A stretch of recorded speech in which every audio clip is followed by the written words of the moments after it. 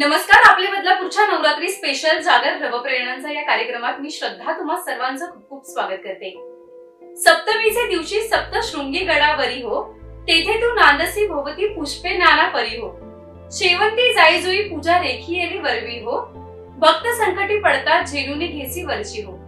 म्हणजे आज नवरात्रीचा 7वा दिवस म्हणजेच 7वी माळ आणि आजच्याच दिवशी आपल्याशी संवाद साधण्यासाठी आले आहेत ज्यांनी बदलापूर शहरामध्ये दोघी बहिणींनी मिळून एक स्वतःचा असा व्यवसाय सुरू केला आहे आणि त्यांच्या या व्यवसायाला आज नवीन एक ओळख मिळाली आहे. त्यांनी खरं तर जो व्यवसाय सुरू केला आहे स्वतःचं फूड गॅरेज गेल्या 5 वर्षांपासून दोघी बहिणी चालवतात आणि त्यांचाच आतापर्यंत जो काही जीवन प्रवास आहे जाणून घेऊयात नेमकी त्यांना कशा प्रकारे घरच्यांची साथ आहे, कशी त्यांनी या क्षेत्रात पदार्पण केले. सगळ्यात प्रथम तुमचं आपले बदलापूरच्या नवरात्री स्पेशल जागर नवप्रेरणांच्या या कार्यक्रमात खूप स्वागत आहे. काय सांगाल एकंदरीत तुमच्या शिक्षणाबद्दल आणि या क्षेत्रात कशी काय तुम्ही पदार्पण केले, कशी सुरुवात केली? आमचं पूर्ण बालपण बदलापूरमध्येच गेलं. 10वी पर्यंतचं शिक्षण बदलापूरमध्ये आणि 12वीचं शिक्षण माझं उल्हासनगरला झालं आणि त्याच्यानंतर पुढचं 6 वर्ष बॅचलर्स आणि मास्टर्स असं दोन्ही शिक्षण मी दापोली रत्नागिरी इथल्या दापोली कृषी महाविद्यालयाच्या कॉलेजमधून केलं. त्याच्यानंतर 1 वर्ष मी हैदराबादला IT कोर्स केलाय, PGD कोर्स, आणि त्याच्यानंतर एक दीड वर्ष मी नोकरी केली आहे बँगलोर. खूपच छान. म्हणजे ऍग्रीकल्चर मधून शिक्षण पूर्ण झालं आणि त्यानंतर जॉबही केला आणि आता स्वतःचा व्यवसाय सुरू केला दोघींनी मिळून. तुमच्या शिक्षणाबद्दल काय सांगा? मी पुण्यावरून बॅचलर ऑन हॉटेल मॅनेजमेंट केलेलं आहे. 4 वर्षाचा कोर्स होता. त्याच्यानंतर मी मास्टर्स केलं बँड्रा कॉलेजमधून याच क्षेत्रामध्ये आणि 2 वर्ष लवासाला काम केलं. त्याच्यानंतर इथे पुन्हा या साईडला आले आणि एका MNC कंपनीमध्ये काम केलं आणि नंतर मग व्यवसाय सुरू केला. तुमचं शिक्षण तुम्ही आता जसं सांगितलं ऍग्रीकल्चर मधून पूर्ण झालं आणि तुमचं हॉटेल मॅनेजमेंट, मग त्यानंतर हे बदलापूर शहरात फूड गॅरेज तुम्ही स्वतःचं सुरू केलं आणि त्याला साधारण आता 5 वर्ष पूर्ण झाले. ही संकल्पना एकंदरीत कशी आहे? ही संकल्पना खरं तर आम्ही जेव्हा आम्ही शिक्षण घेत होतो, हिचं ऍग्रीकल्चर होतं आणि माझं हॉटेल मॅनेजमेंट, तेव्हा आम्ही असंच जेव्हा एकत्र असायचो, कारण ही बाहेर असायची मी पण बाहेर असायचे, जेव्हा आम्ही एकत्र असायचो तेव्हा आम्ही असं काही विचार करायचो की आपण नंतर स्वतःचं काहीतरी करू, कारण हिचं पण नाही म्हटलं तरी एका अन्नाशीच रिलेटेड आहे, माझं पण त्याच्याशीच रिलेटेड आहे. सो आम्ही असं डिसाईड करायचो की आपण स्वतःचं काहीतरी करू, पण नंतर मग आम्ही आमच्या याच्यामध्ये लागलो.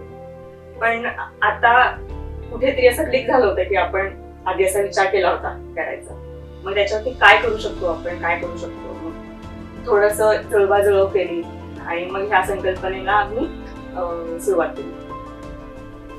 श्रुती आणि श्वेताने एकंदरीत या क्षेत्रात कसं पदार्पण केले थोडक्यात माहिती आपल्याला दिलेली आहे. आणखी काय सांगाल या व्यतिरिक्त तुमची दोघींची काही आवड वगैरे आहे का? याच्या व्यतिरिक्त आवड म्हणजे आमच्या तशा खूप आवडी आहे, पण आम्हाला ड्रॉइंग करायला आवडतं, आम्हाला डान्स करणं झालं, गाणी, फॅमिली सोबत वेळ घालवणं, या सगळ्या जे नॉर्मल सगळं आहे ते सगळं आम्हाला करायला भयंकर आवडतं. श्वेता, तुम्ही 2 वर्ष USA मध्ये शिक्षण तुमचं पूर्ण केलं होतं आणि बहुतेकदा पाहायला गेलं तर अनेक तरुण पिढीचं स्वप्न असतं की USA मध्ये जाऊन आपण सेटल व्हावं, असं अनेकांचं स्वप्न असतं, परंतु ते सोडून तुम्ही बदलापूरमध्ये येऊन स्वतःचा व्यवसाय सुरू केला, याबद्दल काय? बेसिकली मी जेव्हा US ला जायचा विचार केलेला तेव्हा ह्याच विचाराने गेलेले की मला इकडचं काहीतरी शिकून मला इकडे आणायचंय आणि त्यातून मला स्वतःच काहीतरी करायचं आहे. मला इथे त्यांना काहीतरी नवीन कल्चर दाखवायचं आहे की फूड मध्ये पण ह्या सगळ्या वेगवेगळ्या गोष्टी असतात. सो ते कुठेतरी माझ्या माइंड मध्ये होतं.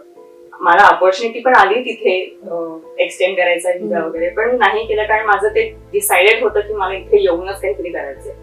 त्याच्यामुळे मी तिथे नाहीच सेटल झाले, मला इथेच यायचं होतं. कशी होती साधारण ती 2 वर्ष USA मध्ये? खूप मजा केली मी, खूप मजा केली मी. खूप कामही केलं, एक्स्ट्रा काम केलं, एक्स्ट्रा पैसे कमवले, साठवले, त्याच्यातून माझं पुढचं शिक्षण पण केलं मी आणि त्याचा थोडाफार माझ्या स्वतःच्या पर्सनल लाईफ मध्ये सुद्धा उपयोग केला पैशांचा आणि खूप छान एक्सपिरियन्स होता तो. अगदी अनफॉर्गेटेबल होता, म्हणजे मी तो शब्दात नाही सांगू शकत, कारण तिथनं मी खूप काही शिकले. फक्त फूड मध्येच असं नाही, पण ऍज अ व्यक्तिमत्व म्हणून सुद्धा मी खूप त्याच्यातनं काहीतरी नवीन शिकले. तिकडच्या फूड मध्ये आणि इकडच्या फूड मध्ये म्हणजे असं काही फरक किंवा वेगवेगळे पदार्थ? खूप फरक आहे. तिकडे फार सगळं फूड असतं, म्हणजे आपण इंडियन म्हणा किंवा एशियन्स म्हणा, आपण खूप स्पायसी खातो. तिथे एवढं नाही खाल्लं जात स्पायसी आणि तिथे कुठेच तुम्हाला फार स्पायसी मिळत नाही, एक्सेप्ट जे इंडियन क्युझिन रेस्टॉरंट्स आहेत तिथे सोडले तर. आणि त्याची तुम्हाला सवय होऊन जाते. त्याच्यामुळे मी जेव्हा इकडे यायचे तेव्हा तर मला सगळ्याच गोष्टी तिखट लागायच्या, पण मग ते हळूहळू सवय होऊन जाते. पण बघायला गेलं तर प्रत्येक पदार्थांमध्ये आणि याच्यामध्ये खूप फरक आहे. व्यवसाय सुरू करताना तुम्ही एकंदरीत फूड क्षेत्र निवडलंच आहे, परंतु तुमचं शिक्षण पाहायला गेलं तर ऍग्रिकल्चर मध्ये झालंय. मग असं कधी वाटलं नाही का की आपण ऍग्रिकल्चर मध्ये काहीतरी वेगळं सुरू करावं? मला उत्तर द्यायला नक्की आवडेल. फर्स्ट थिंग फर्स्ट, ऍग्रिकल्चर मध्ये काही करणार का? डेफिनेटली आम्ही करणार. It's in the pipeline. पण ऍग्रिकल्चर अशी गोष्ट आहे ना ज्याच्यासाठी खूप तुम्हाला डेडिकेशन, खूप वेळ द्यावा लागतो. तो वेळ सध्या आमच्या हातात नाहीये, सो पोस्टपोन होत आहे ते. पण आमचं इन फ्युचर प्लॅन आहे. We working on that. आणि पॅथॉलॉजी झालेलं असल्यामुळे काही ऑर्गॅनिझम्स मुळे म्हणा, काही फंगस मुळे म्हणा, जरी काही झालेलं असेल तर just by I can catch it, की at least it's rotten, we cannot use it, आपण ते यूज करू शकत नाही. सो माझं जे आहे शिक्षण ते to certain point at may be 20-30% it applies to this sector too. So असं एकंदरीत ते आहे. त्याच्यामुळे आम्ही तेव्हा डिसाईड केलेलं की या क्षणाला आपण हे करू शकतोय, आपण हे करावं.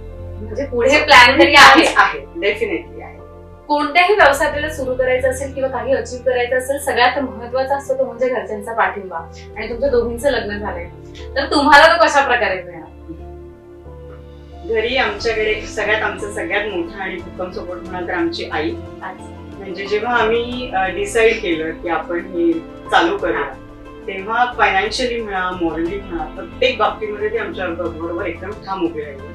त्याच्यानंतर येतात आमचे मिस्टर्स. त्यांनी पण आम्हाला अगदी आपण म्हणतो ना हिरवा झेंडा, गो, यू कॅन गो, म्हणजे तुम्ही करू शकता, तुमच्यामध्ये तेवढं आहे तर तुम्ही नक्की करा. सो त्यांनी तो मॉरल सपोर्ट जो लागतो तो दिला.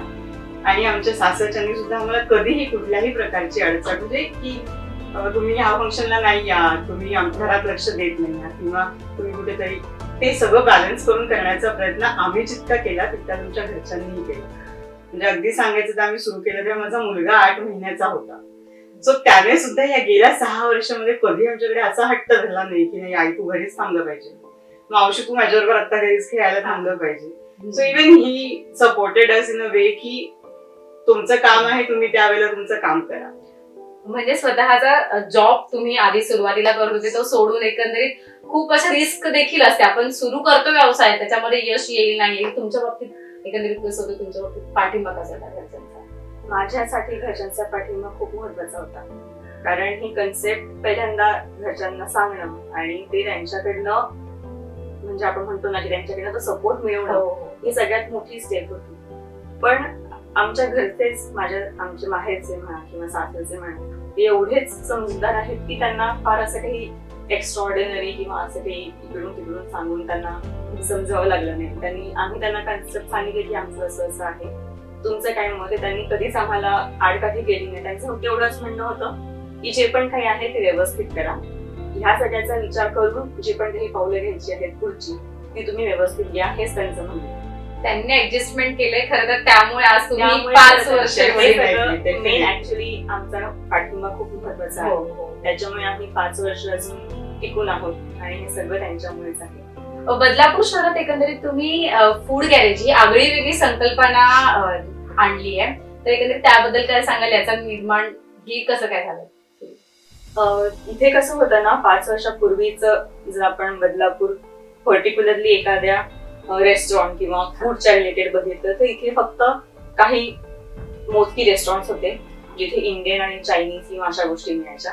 बाकी चायनीजचे जे कॉर्नर्स असतात ते, आणि फार फार तर वडापाव किंवा समोसा किंवा अजूनही आठवतंय 5 वर्षापूर्वी ते वेस्टला कुठे डोसाचं एक आउटलेट होतं, तिथे खूप वेगवेगळे डोसाज मिळायचे. ते खूप, तिथे त्या 5-6 वर्षापूर्वी ते खूप वेगळं होतं.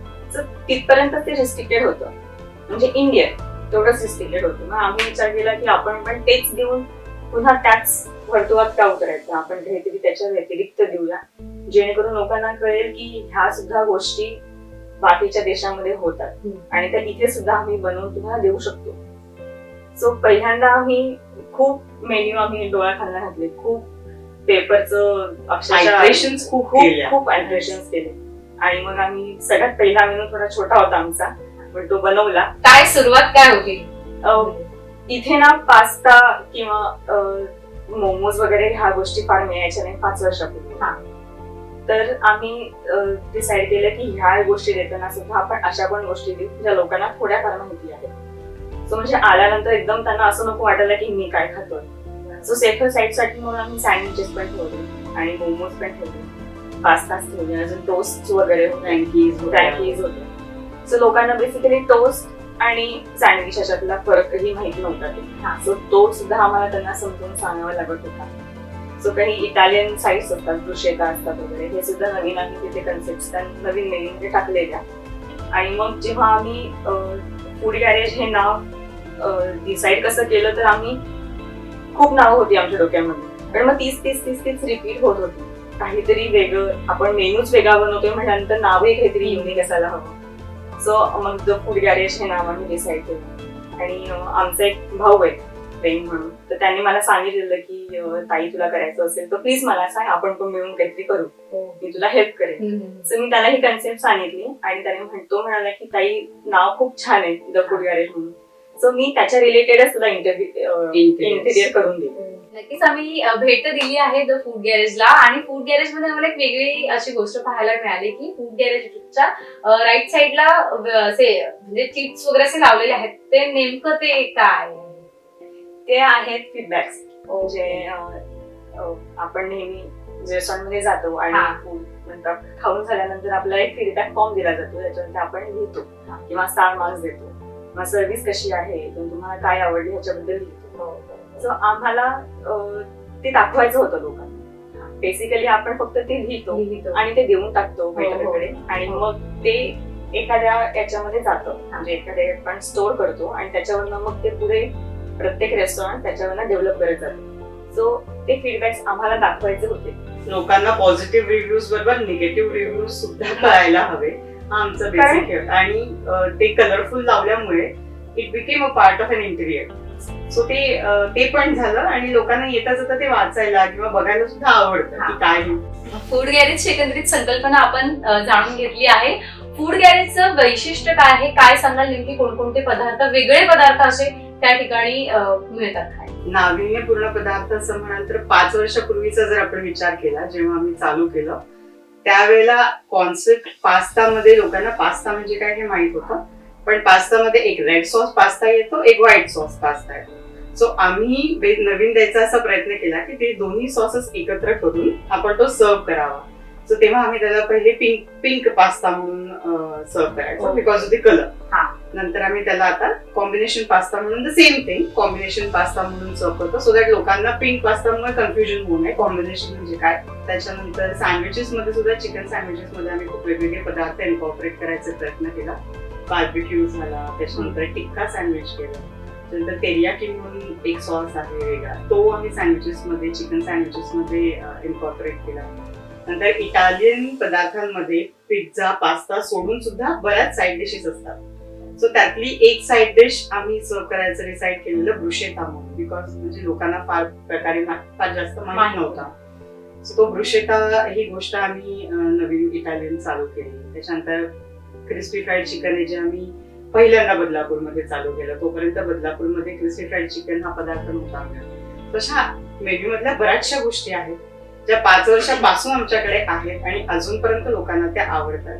त्यावेळेला त्या खूपच नवीन होत्या, पण आता जेवढे डेव्हलपमेंट बदलापूरमध्ये आमच्या कॅफे नंतर झाली, सो बऱ्याचशा कॅफेज मध्ये ह्या गोष्टी आता मिळायला लागून कॉमन झाल्या. सो आम्हाला त्या गोष्टीचा एका ठिकाणी आपण म्हणतो ना, एक चांगलं वाटतं मनातनं, एक अभिमान असल्यासारखं वाटतं की ओके, या डिशेसची सुरुवात बदलापूरमध्ये आपण केली. सो बेसिकली ह्या काही गोष्टी आहेत. अजून पण बरेच पदार्थ आहेत. मग आम्ही अशा बऱ्याचशा गोष्टी ट्राय करतो. एखादी गोष्ट आवडली, जमली तर ती आम्ही मेन्यू मध्ये टाकतो. अशा बऱ्याच गोष्टी आम्ही स्वतःच्या टाकलेल्या आहेत. क्रेप म्हणून एक पदार्थ असतो, तो ऍक्च्युअली खूप वेगळा असतो, पण तो आम्ही खूप वेगळ्या पद्धतीने देतो. तर क्रेप हा थोडासा स्वीट पदार्थ आहे, पण तो आम्ही स्वीट देतच नाही, त्याच्यामुळे आम्ही खूप पदार्थ वेगळा तयार केलेला आहे. पुढे जाऊन पण आम्ही एक चिकन पॉपर्स म्हणा, त्याच्यामध्ये छोटे चिकनचे पीसेस तयार करून ते फ्राय करून त्या वेगवेगळ्या सॉस मध्ये टॉस करून आपण करू शकतो असं काहीतरी वेगळं. सो त्याच्यामध्ये पण मग वेगवेगळे सॉसेस आम्ही तयार केले. परत लोकांना ना आजकाल डाएट फूड खूप क्रेज आहे. म्हणजे आम्हाला खूप कॉल्स येतात डाएट फूड साठी. सो आम्ही ते पण जवळजवळ 2-2.5 वर्षांपूर्वी विचारात घेतलं होतं की आपण काही, हे तर देतोच येत आपण, पण एखाद्या वेळेस डाएट फूड साठी काही करू शकतो का, कारण लोकांची खूप डिमांड आहे. सो आम्ही त्याच्यामध्ये मग खूप विचार केला की काय देऊ शकतो. मग आम्ही सॅलेड्स देतो, आम्ही एक थाय मिक्स व्हेज किंवा इटालियन मिक्स व्हेज किंवा कंट्रीसाइड मिक्स व्हेज किंवा चिकन, अशा पण गोष्टी आम्ही स्टर फ्राय व्हेजिटेबल्स आणि ग्रिल चिकन बरोबर देतो. आणि ही कन्सेप्ट ही आम्ही 2-2.5 वर्षांपूर्वी सुरू केली डाएट फूड साठी. खूप स्ट्रगल होते आम्हाला ही कन्सेप्ट खरं तर लोकांपर्यंत पोहोचवण्यासाठी, कारण इथे अजूनही डाएट फूड म्हटलं की फक्त काही पर्टिक्युलर फक्त सॅलेड किंवा रॉ व्हेजिटेबल्स, ह्याच्या व्यतिरिक्त अजून खूप जणांना काही माहित नाहीये डाएट फूड. पण आम्ही आता सध्या या कस्टमाइज डाएट फूड साठी जास्त फोकस आहोत की तुम्हाला जसं हवं आहे पर्सनलाइज डाएट, तुमच्या डाएटिशियनने किंवा न्यूट्रिशनिस्टने जे पण काही सांगितलं असेल त्या पद्धतीने आम्ही तुम्हाला डाएट देऊ, इरिस्पेक्टिव्ह ऑफ एनिथिंग. म्हणजे त्याच्यामध्ये तुम्हाला काहीही हवं असेल तर ते आम्ही तुम्हाला प्रोव्हाइड करू. ही सुद्धा कन्सेप्ट आम्ही सुरू केली आहे इथे. जवळजवळ त्याला आपण 1-1.5 वर्ष झाले असेल, 1.5-2 वर्ष झाली असेल. मगाशीच तुम्ही उल्लेख केला ब्रुशेटाचा, तर नेमकं हे आहे का, काय, कोणता बरं? ब्रुशेटा हा एक इटालियन साईड डिश आहे, जे आपण तुम्ही बाहेर कुठे बघितलं असेल की पास्ता बरोबर एक चीजी गार्लिक टोस्ट, पास्ता बरोबर एक टोस्ट दिला जातो. जो टोस्ट असतो तो एक साईड डिश असते. ती नुसता पास्ता खाल्ल्यानंतर जो सॉस असतो तो तुम्ही त्या ब्रेडने पूर्ण खाऊ शकता. That is actually the thing. So त्याला साईड्स म्हणतात. तर त्याच्यामध्ये ब्रुशेटा म्हणून एक साईड आहे. तर ते एक कोकण सँडविच सारखंच थोडक्यात असतं. त्याच्यावरती ब्रेडवरती काही टॉपिंग्स असतात आणि इटालियन हर्ब्स आणि ऑलिव्ह वगैरे टाकून त्याला ओव्हन बेक केलेलं असतं. ओके, ब्रुशेटा बद्दल पण आपण एकंदरीत आगळा वेगळा असा मेन्यू आहे हा आपण जाणून घेतला आहे. फूड गॅरेज सुरू केलंय आणि त्याला 5 वर्ष एकंदरीत झालेली आहेत. या काळामध्ये असं कधी वाटलं का, म्हणजे असं कधी वाईट अनुभव आला का, आणि कधी असं वाटलं का की मी अशी चुकून उगाच अशी सुरुवात केली, असं कधी अनुभव आला? नाही, चुकून उगाच सुरुवात केली असं तर आम्हाला कधीच आलं नाही. कारण आमच्यासाठी ना ही फील्ड तशी आहे की ह्याच्यामध्ये प्रत्येक दिवस तुम्हाला नवीन असेल. म्हणजे उद्याच्या दिवशी काय होणार आहे किंवा काय घडणार आहे हे तुम्हाला आज तुम्ही नाहीच सांगू शकत. त्याच्यामुळे रोज आम्हाला छोट्या मोठ्या प्रॉब्लेम्स येतच असतात. प्रॉब्लेम कधी कधी समोरच्याला आवडत नाही, त्याचा वाईट रिव्ह्यू. तो दिवसभरात एखादा जरी आला तरी तो आपल्याला हिटबॅक करतो, आपण दिलेली गोष्ट समोरच्याला नाही आवडली. सो ते डोक्यात राहतं की असे छोटे मोठे वाईट अनुभव, चांगले अनुभव सतत येत राहतात. पण असा मेजर वाईट अनुभव आला नाही की आम्हाला वाटावं पुढे त्याच्यात आपण बंद करावं. फक्त आमचा म्हणजे सगळ्यांनाच खरं तर पॅन्डेमिकचा त्रास झाला. तो एकच प्रॉब्लेम आमच्या आयुष्यामध्ये आला, तो सगळ्यांच्याच बाबतीत आला. त्याच वेळी आम्ही थोडंसं खचलो की आपण काय होणार आहे पुढे, काय कोणालाच माहित नव्हतं. सगळेजण त्या फेज मधून जात होते. हा एकच वाईट अनुभव आहे, पण त्याच्यातनं सुद्धा आम्ही समहाऊ वी सर्वाइव्ह. पॅन्डेमिकचा आता उल्लेख केला तुम्ही, पण तुम्ही स्वतः थोड्या टेन्शन मध्ये होत्या, परंतु त्यातही तुम्ही इतरांना मदत केली, तर ते कसं?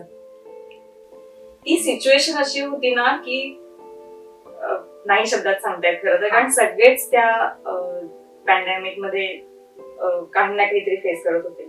आम्ही करत होतो, समोरचंही करत होतो. आम्ही आमच्या पद्धतीने जेवढं करायचा प्रयत्न केला आम्ही केला.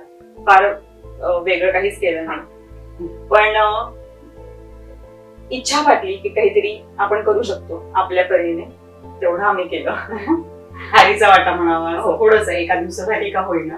If we can make someone happy, तो दिवस आपल्यासाठी पण चांगला, समोरच्यासाठी पण चांगला. That was only intention. Shruti आणि श्वेता, तुम्ही दोघींनी मिळून एकंदरीत फूड गॅरेजची सुरुवात केली आहे. त्या फूड गॅरेज मध्ये तुम्ही कामाचं वाटप म्हणजे कसं करता, दोघी मॅनेज कसं करता? आम्ही एकमेकींशी बोलून डिसिजन्स घेतो. म्हणायला गेलं तर कम्युनिकेशन इज द की. म्हणजे छोटा निर्णय असो, मोठा निर्णय असो, कामाच्या बाबतीतला, की कुठे आपण पैसे जास्त खर्च करायला हवे, कुठे आपल्याला कमी करता येईल, आपण नवीन डिश काय सुरू करायला हवी, आपण असलेल्या स्टाफला कोणतं काम द्यायला हवं, एव्हरीथिंग इज डिस्कस आणि त्याच्यातनं जे बेस्ट सोल्युशन निघेल वी अप्लाय दॅट. हे करताना असं कधी झालं तुमच्या दोघींमध्ये मतभेद एखाद्या डिसिजन वरून वगैरे असं? अबोला वगैरे खूप खूप खूप वेळा काय एखादा प्रसंग अनुभव? प्रसंग असं नाही सांगता येणार, पण मतभेद बरेच झालेत, कारण मी बेसिकली खूप इम्पेशंट आहे आणि हिच्यामध्ये प्रचंड पेशन्स. सो मला काही गोष्टी अशा पटकन हव्या असतात की मग ते असं होतं की दीदी नाही आपण हे करून टाकू. आणि हे का होत नाही आत्ताच्या आत्ता हे असंच असं व्हायला पाहिजे, मग म्हणजे तिची हे असंच होते. कर किंवा हे असंच व्हायला हवं. याच्यावर आमचं बऱ्याचदा होतं, पण मग ते फक्त आम्ही कचा भांडत नाही, पण बोला होतो एक 5-10 मिनिटाचा. मग स्वतःचा स्वतः विचार केल्यानंतर 5-10 मिनिट्स मध्ये त्यावेळेस असं नॉर्मल नॉर्मल बोलणं होऊन निघून जातं आमचं. मग हिला काहीतरी विचारणं होतं, मग तिचं मला काहीतरी विचारणं होतं, आणि मग तिथून मग पुढे सगळं हा, ओके okay. असं जातं. व्यवसायाला की थोडेफार मतभेद हे असतातच. शहरात अनेक महिला आहेत जे खचून जातात, काही करू शकत नाही, तर त्या महिलांना काय सांगाल तुम्ही? दोघींनी मिळून, महिलांनी मिळून एवढा मोठा व्यवसाय सुरू केलेला आहे, आणि त्या काय सांगाल त्या महिलांना? मी असं सांगेन की स्वतःमध्ये कॉन्फिडन्स ठेवा. जरी तुम्हाला जरी त्या क्षण खचून गेल्यासारखं वाटत असेल, तरी तुमची आवड काय आहे, तुम्हाला काय करायची इच्छा आहे, काही बेसिक प्रश्न असतात ते तुम्ही स्वतःला विचारा की मी हे करू शकते का, किंवा मी हे केलं तर काय होईल. ह्याच्यातनं तुम्हाला पुढचे अजून प्रश्न मिळतील, त्याची तुम्हाला उत्तरं मिळतील, आणि ह्याच्यामधून तुम्हाला एनी हाऊ तुम्हाला तुमचा सपोर्ट हवाच आहे. तुम्ही रिस्क घ्या, घरच्यांना सांगा, त्यांच्याकडनं सपोर्ट घ्यायचा प्रयत्न करा, आणि या क्षेत्रामध्ये असं नाही, तुम्हाला जे आवडेल त्या क्षेत्रामध्ये उठायचा प्रयत्न करा. तुम्ही काय? असं म्हणतात ना, जी बाई एक घर चालवते ती काही करू शकते. सो घरात आपण आई वडील, सासू सासरे, मुलगा, नवरा, दीर, नणंद सगळ्यांना सांभाळतो. प्रत्येकाचे वेगवेगळे मूड्स असतात, प्रत्येकाची वेगवेगळी वेळा असतात, तुमचं घरचं बजेट असतं. याच सगळ्या गोष्टी असतात ज्या आपल्याला एखाद्या व्यवसायामध्ये अप्लाय करायच्या असतात, पण त्या बिझनेस लॉजिकने. सो तेवढं आपल्याला करता येतंय का, आपल्याला हे जमणार आहे का, ह्याच्यावर, आणि ह्याचं आधी आपण म्हणतो ना, विश्लेषण करा, स्वतःची परीक्षा करा, आणि विश्वास ठेवा की जर घरात करू शकताय तर बाहेर तुम्ही नक्की करू शकता. आपल्याला एखाद्या क्षेत्राची आवड असेल तर नक्कीच आपण त्यासाठी प्रयत्न करून एखाद्या व्यवसाय का न होईना तो सुरू करू शकतो. अत्यंत छान असा संदेश दिलेला आहे. तुमच्या दोघांच्या स्वप्नातील बदलापूर शहर किंवा बदलापूर शहरामध्ये काय बदल व्हावे, काय सांगाल तुम्ही? आमचं एवढंच मत आहे की बदलापूर शहरामध्ये ज्या बेसिक गरजा आहेत त्यावरती जास्त काम करायला हवं. कारण बघायला गेलं तर आम्हाला सगळ्यात जास्त फूड गॅरेजमध्ये प्रॉब्लेम येतो तो पाण्याचा आणि लाईटचा. ह्या 2 महत्वाच्या गोष्टी ज्याच्यावरती खूप काही गोष्टी डिपेंड आहेत. त्या नसतीलच तर आम्ही काहीच नाही करू शकत. हे फक्त फूड गॅरेजच झालं. ओव्हरऑल बघायला गेलं तर घरी सुद्धा हाच प्रॉब्लेम आहे. म्हणजे सगळीकडे हेच आहे की आज लाईट जात आहे किंवा पाणी जात आहे किंवा आज पाणीच येत नाही. सो आमचं एवढंच आहे की बदलापूरमध्ये जर ज्या बेसिक गोष्टी आहेत त्या जर व्यवस्थित झाल्या तर बदलापूरचा विकास आपोआप होईल. तसं ते झपाट्याने 5 वर्ष झाले वाढतच आहे. जसं बघतोय 5-6 वर्षामध्ये 4थी मुंबई म्हणायला लागले लोक ह्याला.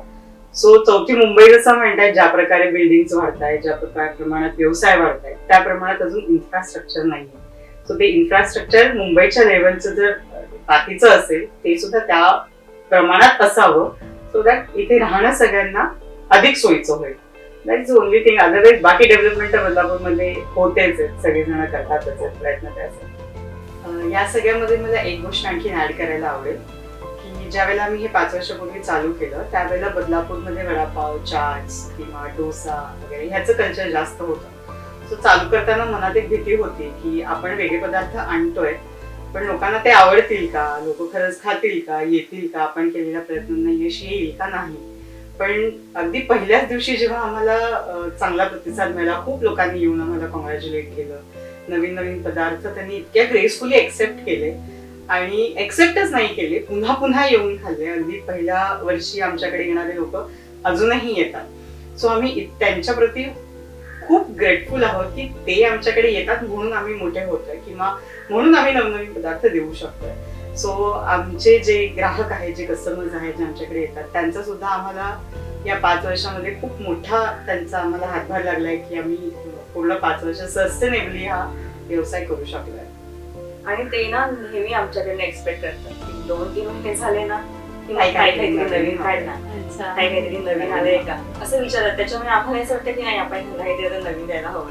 So ते एक मोटिवेशन सुद्धा आम्हाला त्यांच्याकडनंच मिळतं की आपण देतोय आणि याच्यामध्ये अजून नवीन नवीन काहीतरी आपण करायला हवं. हे मोटिवेशन सुद्धा आम्हाला आमच्या कस्टमर्स कडनंच मिळतं. बदलापूर शहरात राहणाऱ्या श्रुती आणि श्वेता या दोघी बहिणींनी मिळून बदलापूर शहरातील नागरिकांसाठी अत्यंत सुंदर अशी संकल्पना समोर आणली आहे आणि या त्यांच्या संकल्पनेला द फूड गॅरेजला बदलापूर शहरातील नागरिकांनी खूप छान असा प्रतिसाद देखील दिलेला आहे.